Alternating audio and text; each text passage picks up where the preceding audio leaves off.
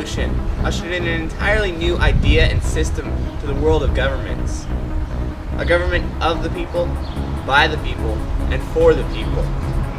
However, the American colonies didn't go from loyal subjects of King George to an independent nation overnight. Many taxes were levied, battles fought, and lives lost before America could take her rightful place among the nations of the world.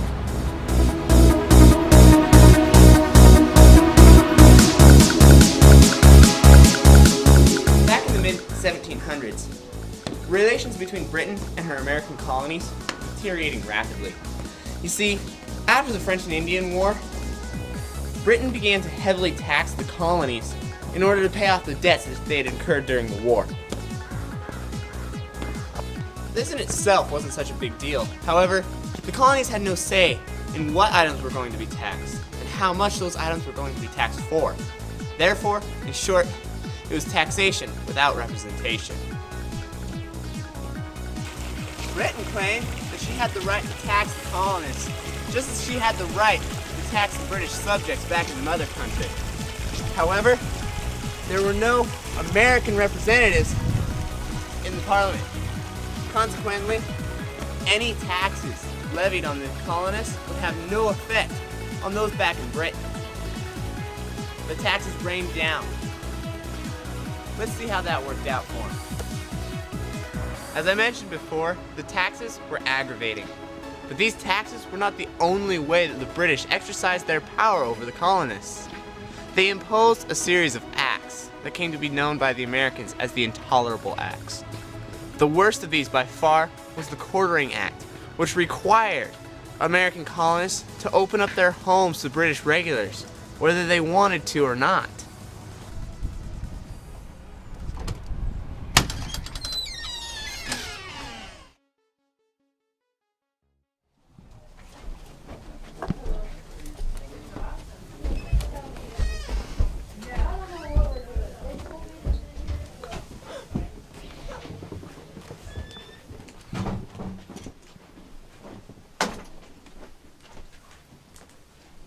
Goodness gracious, who's been in here?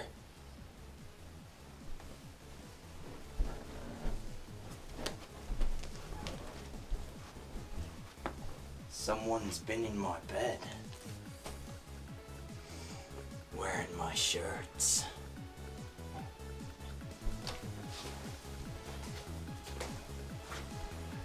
They got the fridge as well.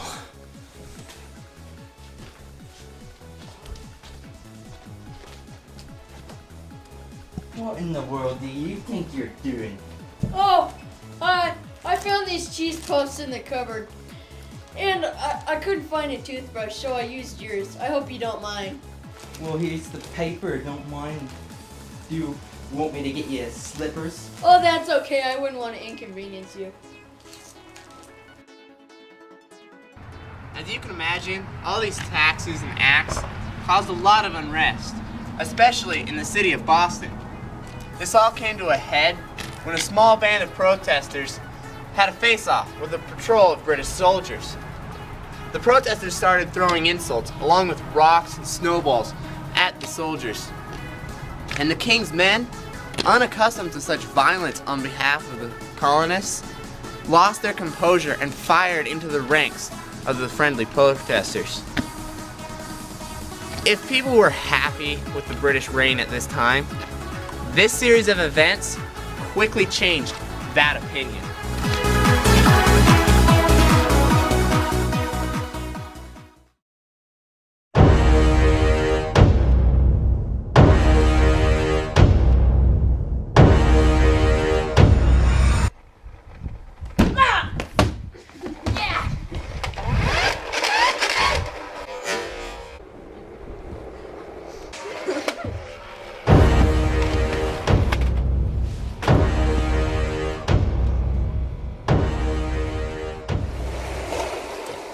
So I'm down below decks on the British merchant ship Dartmouth, and it's just arrived in Boston Harbor with a load of tea from the West Indies. Unfortunately, Unfortunately, King George has placed a 1-cent tax on every pound of tea. And we Americans were pretty stubborn, so we've said, no, not really. So a group called the Sons of Liberty have dressed up as Mohawk Indians. They're currently throwing all the tea overboard into Boston Harbor to the cries of Boston Harbor, a teapot tonight. So anyway, we're getting rid of the tea. But before the party began, Samuel Adams ordered his men that any damages to the crew or to the ship had to be replaced. So when we're done, we're going to sweep up all the loose tea that we spilled, and then one of the locks that got broken on one of the chests of tea is going to get replaced. So we're doing this peaceably, and everything's going to get put back ship shape.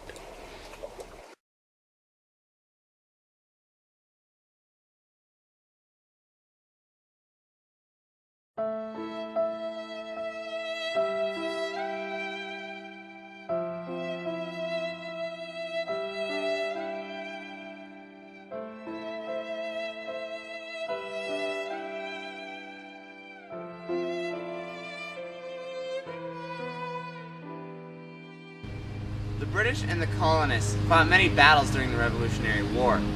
Sometimes one side would win, sometimes the other side would win. But eventually, the small band of ragtag soldiers of the colonials overcame a world superpower and fought their way to independence.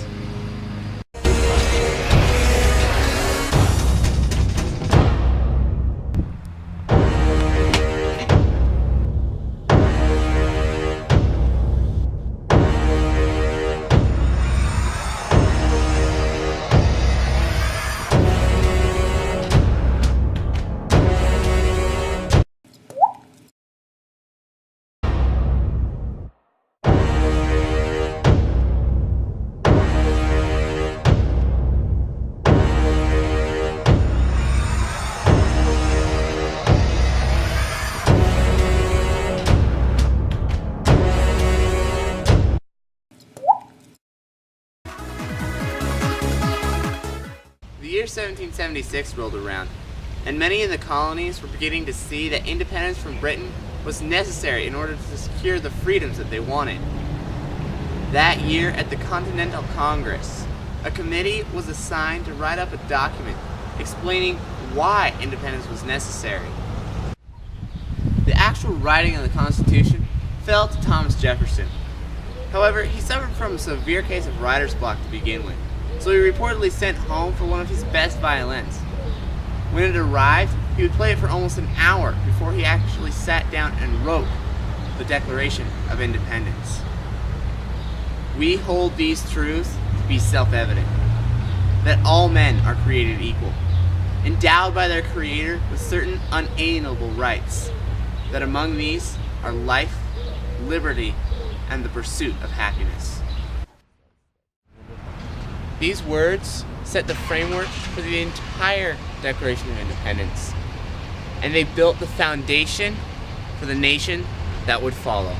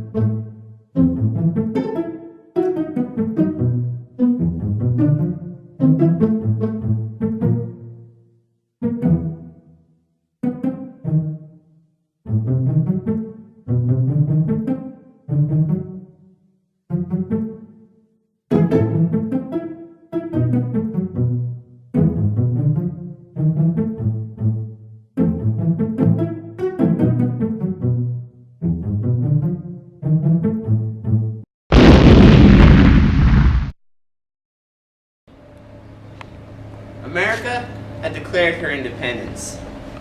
She had won her war. But there was one last thing that she had to do before she could rightly be called a nation.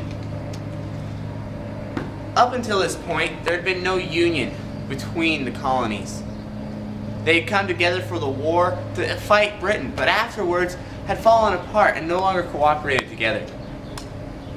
James Madison saw the struggles that his country was having, and so he convinced delegates from every state to attend a constitutional convention. Over the long, hot summer of 1784, with the help of George Washington and Benjamin Franklin, Madison convinced the delegates that a strong, centralized government was necessary. Eventually, after much debate, every member of that convention ended up signing the Constitution. This document finally showed that this small group of colonies was a nation. And finally, we had the United States of America.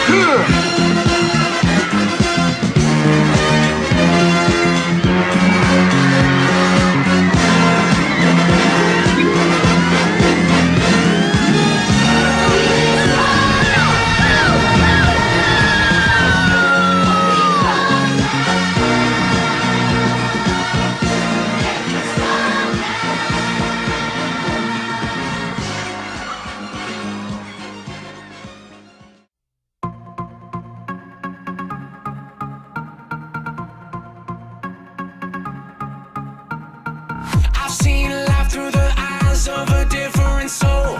I left my past so my future would be under control. Now I got nothing standing in my way. I gave it all away. I gave it all away.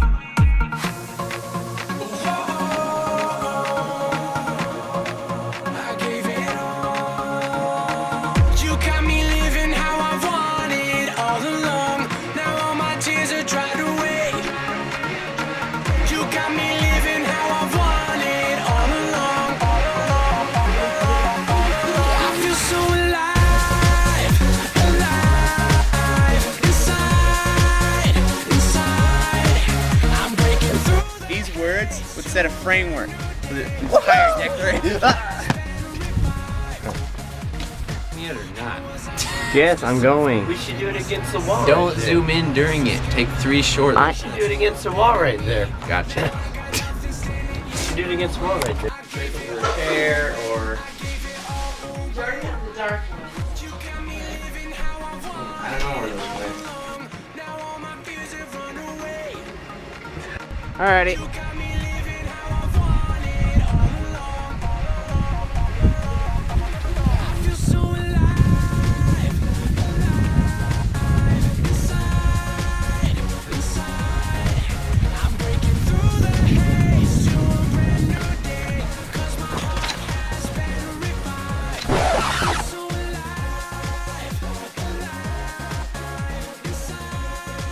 Colonists. They imposed a series of acts that came to be known by the Americans as the Holocaust.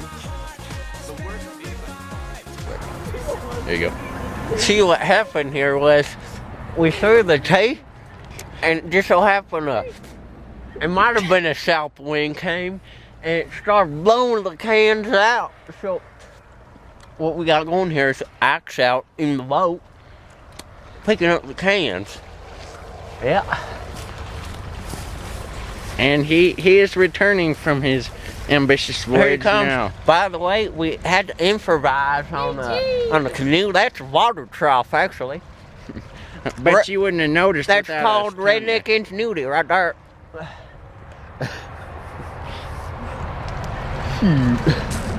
Don't worry, guys.